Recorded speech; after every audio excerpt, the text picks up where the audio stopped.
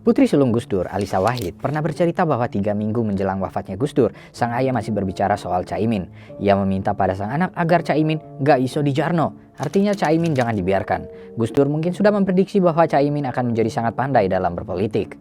Buktinya adalah peningkatan suara di pemilu 2014. Sebelumnya di pemilu 2009, akibat pertikaian Imin versus Gus Dur, PKB hanya mampu meraih 4,94% suara. Itu mendekati ambang batas kelolosan parlemen di 3,5%.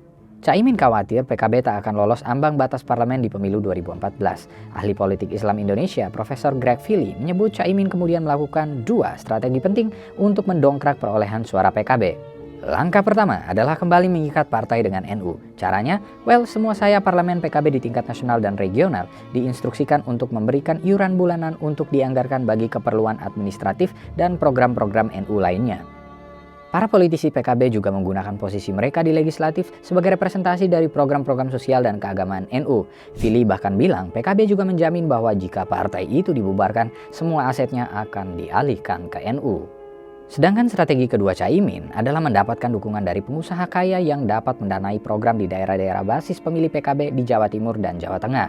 Dengan bantuan seorang pialang politik senior, Caimin misalnya disebut berhasil membujuk bos maskapai Lion Air Rusdi Kirana, seorang Tionghoa Kristen, untuk bergabung dengan partai itu.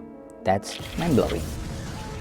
Rusdi bahkan diberikan posisi sebagai wakil ketua PKB. Menurut Fili, Rusdi menyediakan dana yang cukup besar untuk penjangkauan PKB kepada para kiai lokal di daerah-daerah pemilihan utama, serta program-program kewirausahaan bagi para pengusaha muda NU.